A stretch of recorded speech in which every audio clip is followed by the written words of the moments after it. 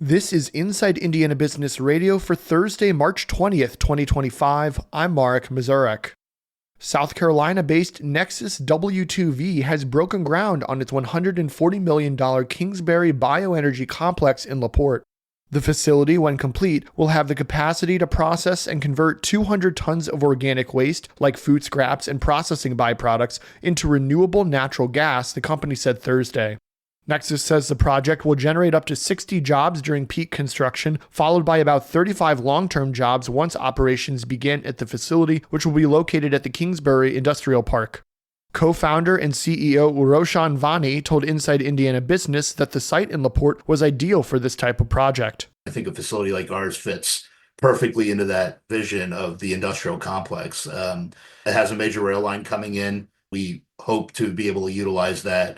It's sited away from any major metropolitan area, but we also have great road infrastructure, power, water, everything is there.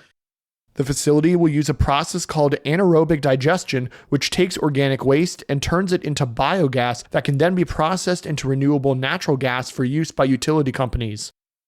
Elkhart-based RV manufacturer Thor Industries on Wednesday announced what it is calling a strategic organization restructuring of its Heartland Recreational Vehicles brand. The company said Heartland RV will be integrated into Thor's Jayco Inc. subsidiary with the goal of, quote, enhancing operational efficiencies. Heartland RV is also based in Elkhart and makes a variety of recreational vehicles, including travel trailers, fifth wheels, and toy haulers. The company employs about 850 people, and a Thor spokesperson told Inside Indiana Business there are no immediate plans for layoffs as a result of the transition. Thor CEO Bob Martin said in a news release that the company's subsidiaries are focused on brand rationalization during the current down cycle in the RV market. From the number one source for Indiana business news, this is Inside Indiana Business Radio.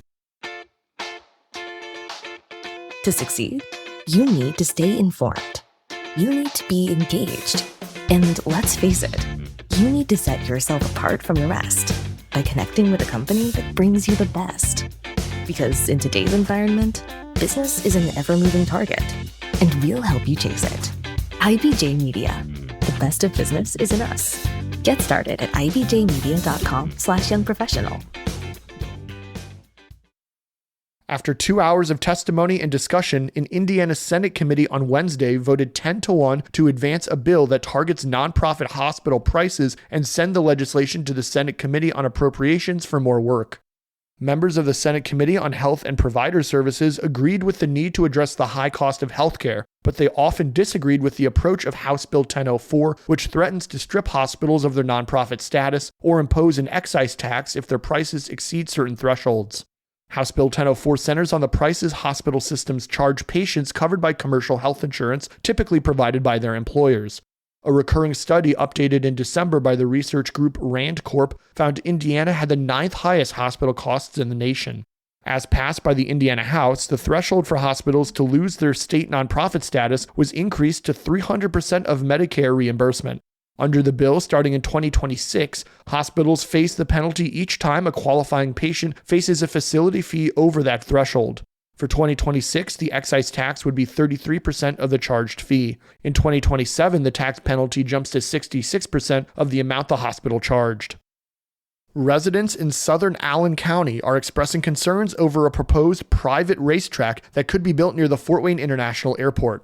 Our partners at WPTA TV report those concerns were expressed during a meeting this week with officials from the Summit City Motorsports Club, which wants to build the track on a 380-acre parcel of land near the town of Yoder.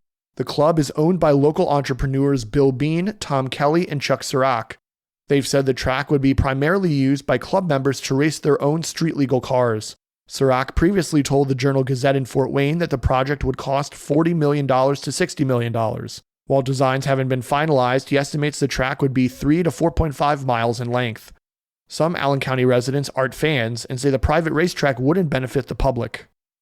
And a 47-year-old employee and part owner of an Evansville property management company has been sentenced to 5 years in prison for what authorities say was a wire fraud scheme that bilked the business out of nearly $2 million. Marcy Jean Doty has also been ordered to pay nearly $2.6 million in restitution after pleading guilty to wire fraud, failure to file tax returns, and filing false tax returns, according to federal prosecutors. A creative expert and Pattern Inc. executive director Polina Osherev is this week's guest on the Business and Beyond podcast with Gary Dick, presented by PNC. A weekly conversation with high-profile Hoosiers in business, sports, entertainment, and beyond. Available now from your favorite podcast provider. I'm Marek Mazurek for Inside Indiana Business Radio On Demand.